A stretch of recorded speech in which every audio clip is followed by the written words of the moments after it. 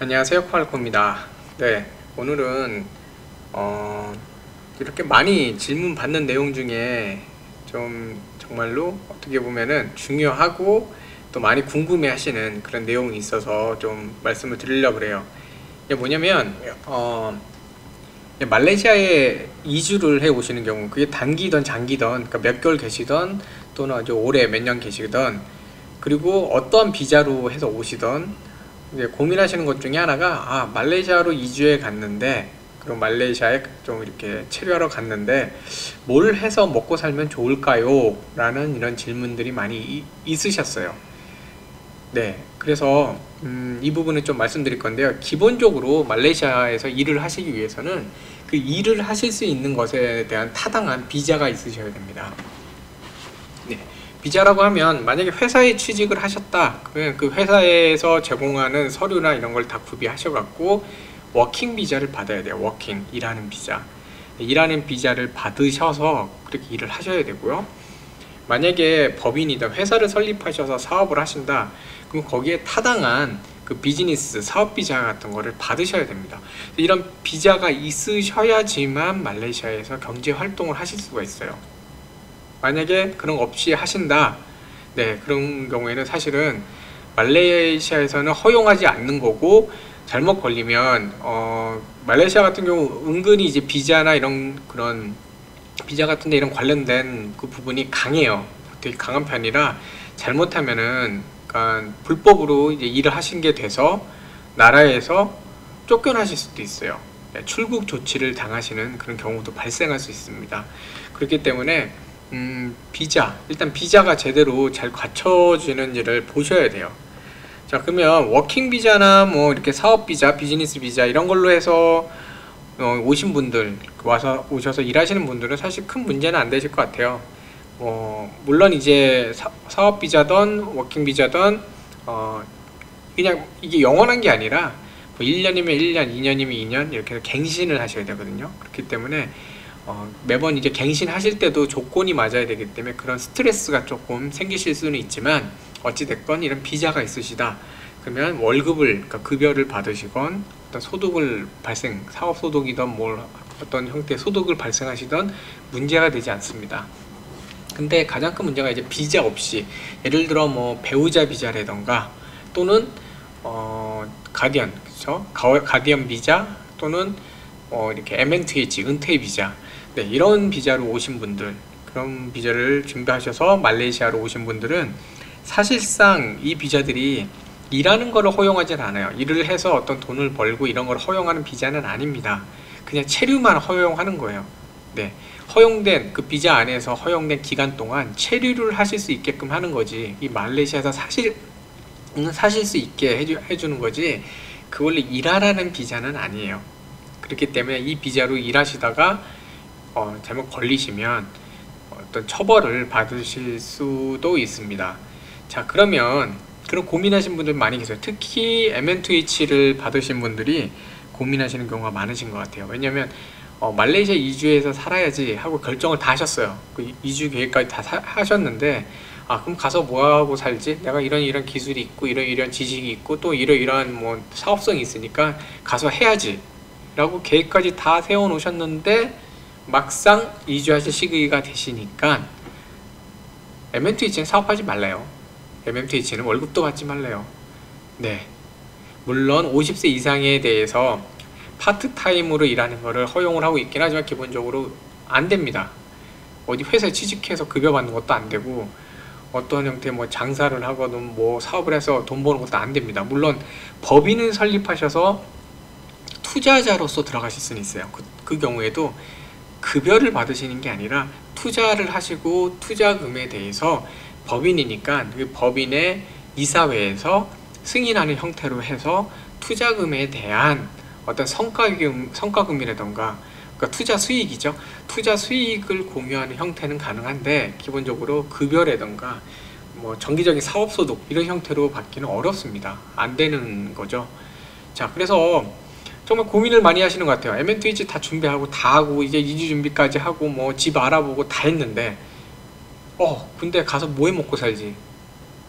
다 안 되네 이런 경우가 계시더라고요. 그래서 한 가지 이제 좀 팁을 좀 알려드리면, 만약에 본인이 어떤 IP는 Intellectual Property라고 그러죠. 지적 재산, 이런 디지털 컨텐츠라던가 온라인으로 하실 수 있는 뭔가 있으신 경우에, 그런 경우에는 굳이 말레이시아에서 소득을 안 만드셔도 됩니다. 또는 본인이 뭔가를 하시는데 한국에 법인이 있고 그 법인을 통해서 하실 수 있다. 그러면 네, 말레이시아에서 굳이 안 하시고 하셔도 됩니다. 무슨 말씀을 드리는 거냐면, 예를 들어 본인이 어떤 컨텐츠 디자인을 잘 하신다, 또는 프로그래밍 코딩을 잘 하신다, 또는 뭐 일러스트레이트 디자인이죠, 이런 걸 잘 하시거나, 아니면 어학 능력이 있으셔서 번역을 잘 하신다, 뭐 이런 분들이 계시면 그런 걸 이제 온라인으로 하셔도 됩니다. 네, 법인이나 모든 사업체는 다 한국으로 등록을 하시고요. 네, 한국으로 등록을 하시고 모든 계약은 이제 한국에 있는 법인 또 회사를 통해서 계약을 하시면 돼요. 그럼 모든 수익은 한국에서 발생하거든요. 그렇기 때문에 세금도 한국에서 내시게 되는 겁니다. 한국의 세법에 따라 내시게 되는 거고, 자, 그래서 예를 들어 뭐 일러스트레이터, 그 이미지 작업하는 거, 그 다음에 코딩, 프로그래밍, 번역, 또는 컨설팅, 이런 경우에는 꼭 굳이 그 한국에서 고객을 만나서 안 해도 충분히 하실 수 있는 부분이 많아요. 그리고 처음에는 일을 찾기가 어렵고 페이가 좀 낮을 수 있지만, 이 경험이 쌓이고 좀 노하우가 좀 쌓이고, 그 다음에 좀 일을 잘 하셔갖고 입소문이 나시고 이러면은 결국은 이메일이나 뭐 메신저로도 의뢰가 들어오거든요. 그러다 보면 이제 계속 온라인으로 일을 하실 수가 있게 되는 겁니다.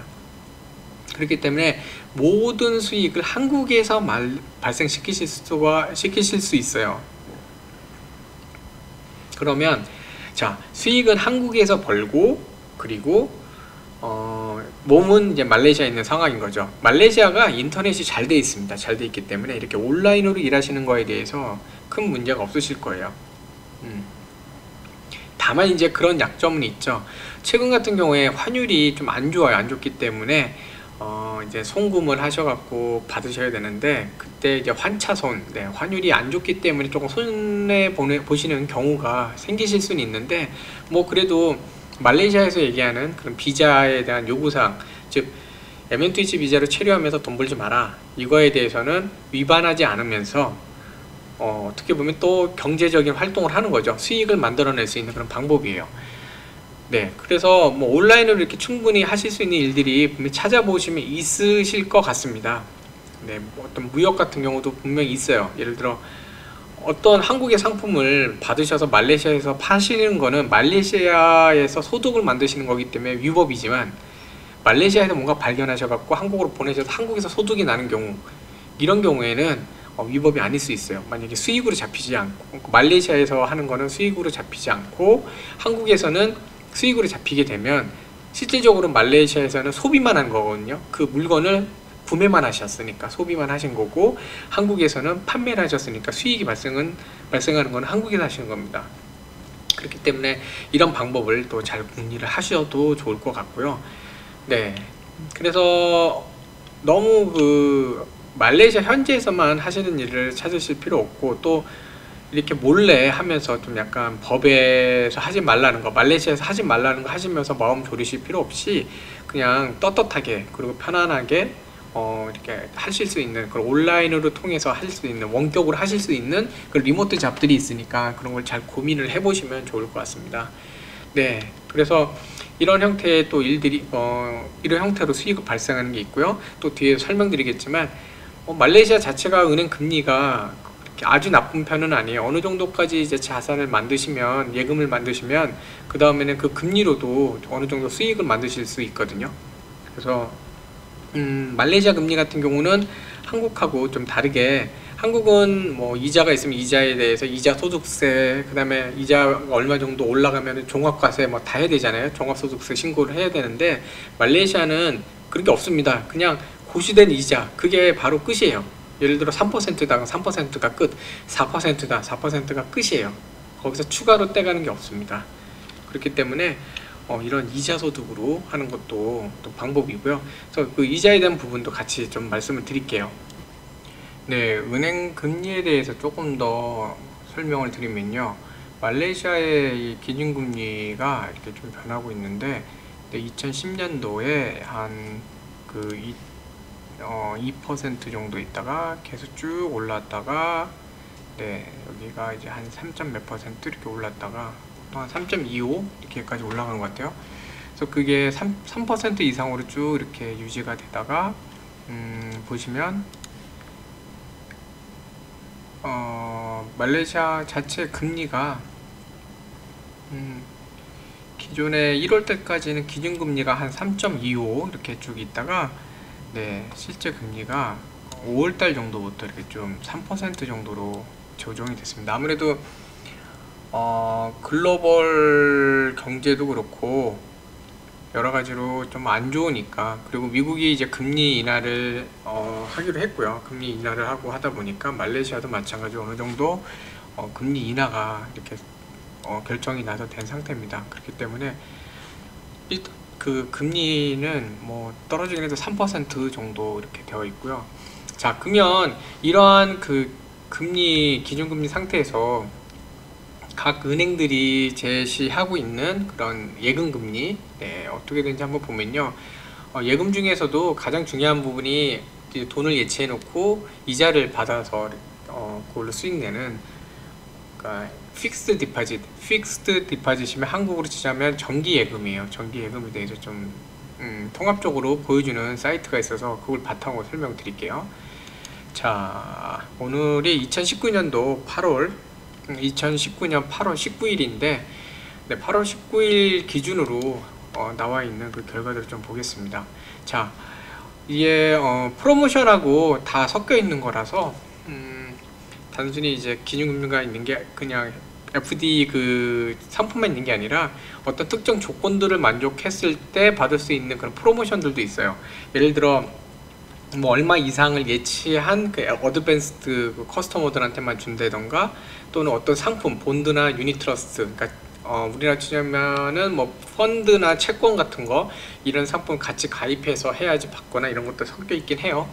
근데 쭉 보면요, 기본적으로 CIMB 로컬 은행인데요, CIMB 이슬라믹 같은 경우는 3.5% 이렇게 주네요. 네, CIMB는 참고로 이슬람 펀드가 많아서 CIMB 이슬라믹, CIMB 뱅크 둘로 나눠져 있어요. 그리고 상품도 뭐 나눠서 드는데, 글쎄요, 제가 사용해 보니까 저도 CIMB가 있는데 CIMB 뭐 이렇게 나눠줘도 특별하게 뭐 큰 차이는 없는 것 같아요. 네, 그래서 6개월 정도 기준으로 3.5% 이렇게 있네요.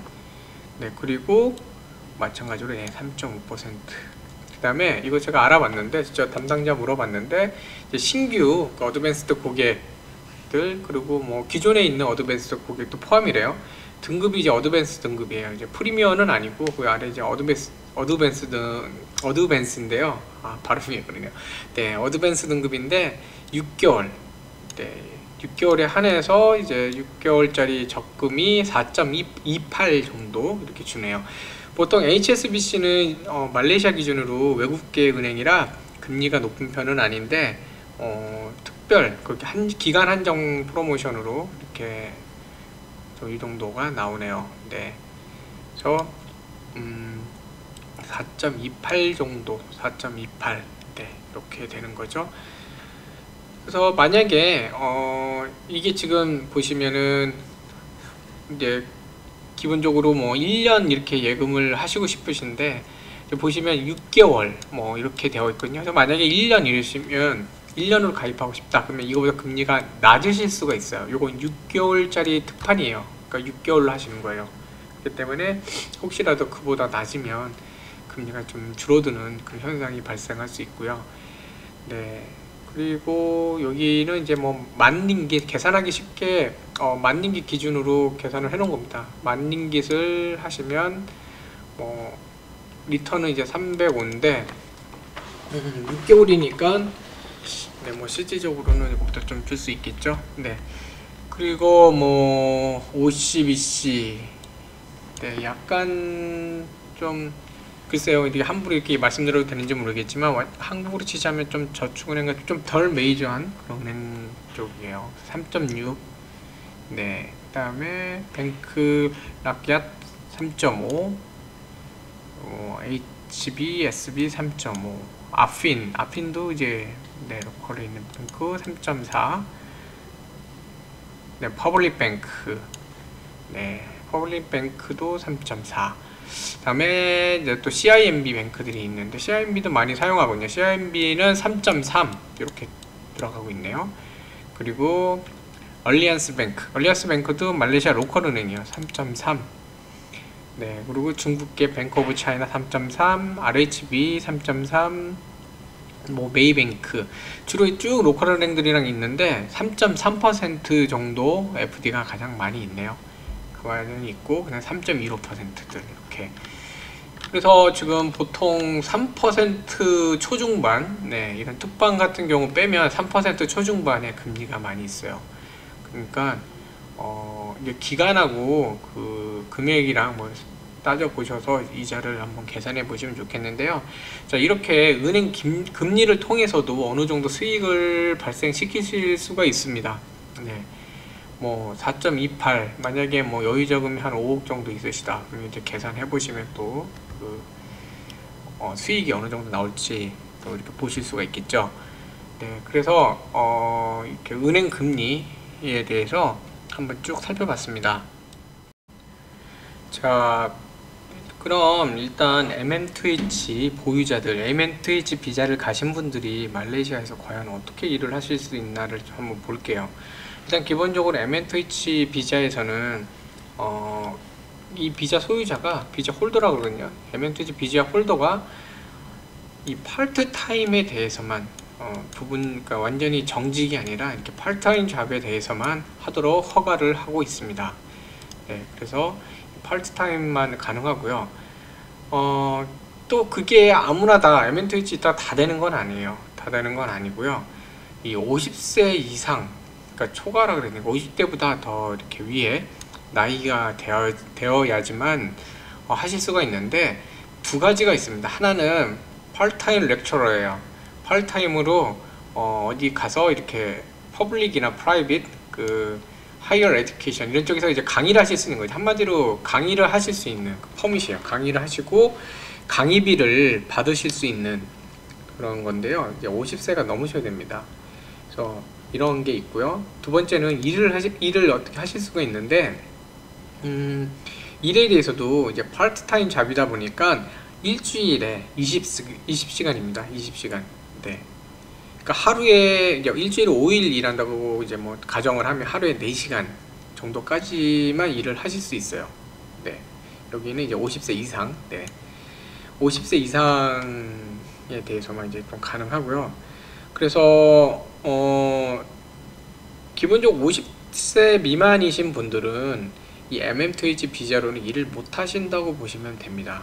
네, 못 하신다고 보시면 되고 50세 이상이 되셔야지만 가능하신데 팔타임 잡, 회사 같은 데 일하실 때는 20시간 그 일주일에 최대 20시간, 그러니까 20시간 이하로만 일이 가능하세요. 일주일에.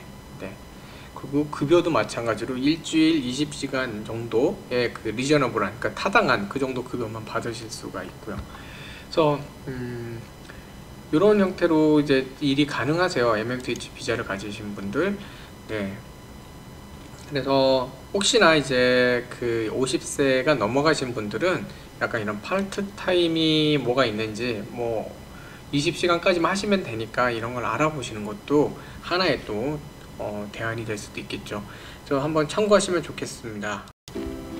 네, 한국에 법인을 만들어서 원격으로 일하시는 방법, 그리고 은행의 FD, 그 픽스드 디파짓을 활용을 해서 어느 정도 이제 자산을 모으신 다음에는 은행 금리를 같이 활용하는 방법, 그리고 MMTH가 50세 이상이 이제 되는 경우에 제한적으로 파트타임 그 일을 할 수 있는데 그 파트타임 잡을 활용하시는 방법, 이렇게 해서 말레이시아 이주 후에 좀 활용하실 수 있는 어떤 수익 활동에 대해서 소개를 드렸습니다. 네, 도움이 되시면 좋겠고요. 도움이 되시면 구독, 그리고 알람 설정, 그 다음에 격려의 댓글, 네, 이렇게 해주시면, 그리고 또 좋아요 이렇게 눌러주시면 앞으로도 제가 이렇게 컨텐츠를 공유해 드리는 데 있어서 큰 도움이 될 것 같습니다. 네, 감사합니다.